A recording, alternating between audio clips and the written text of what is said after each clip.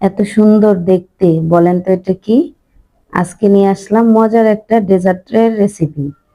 তো আমার প্রথমেই লাগছে একটা ড্রাগন ফল। আমি এখানে মিডিয়াম সাইজের একটা ড্রাগন ফল নিয়েছি। তো এটাকে আমি একটু ম্যাশ করে নিব, ব্লেন্ডার করব না, ব্লেন্ডার করলে বিচিগুলো একদম থেতলো হয়ে যায়, ওটা ভালো লাগে না। তো আমি ড্রাগন ফলটাকে ম্যাশ করে নিয়েছি। আর এখানে আমি দিয়ে দিচ্ছি 2 চা চামচ চিনি আর হাফ চা চামচ agar agar powder. Agar agar পাউডারটা দেওয়ার কারণে এটা জমাট বাঁধতে সাহায্য করবে। তো আমি এখন চুলার জালটা ধরিয়ে দিব। এতক্ষণ গ্যাসটা অফ ছিল। এটা আমি কিছুক্ষণ জাল করে নিব।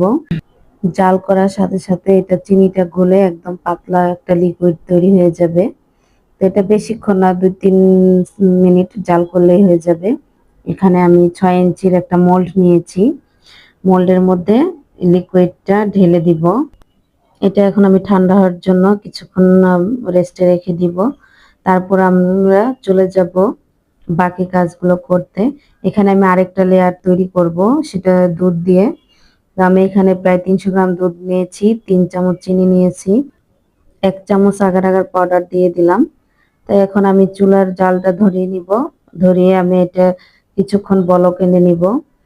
দুধটা ভালোভাবে বলক আসলে আমি এখানে একটু ভ্যানিলা এসেন্স দিয়ে দিব, এটার ফ্লেভারের জন্য। আপনারা চাইলে একটু এলাচ গুঁড়ো দিতে পারেন, এটা অপশনাল থাকলো।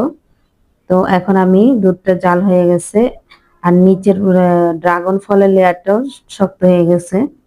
এখন আমি এর মধ্যে দুধটা দিয়ে দিব। দুধ দেওয়ার পরে এটা আমি আবার কিছুক্ষণ ডিপ ফ্রিজের মধ্যে রেখে ঠান্ডা করে নিব। নর্মাল ফ্রিজেও রাখা যাবে বা বাইরে রাখলেও এটা সেট হয়ে যাবে, একটু সময় বেশি লাগবে।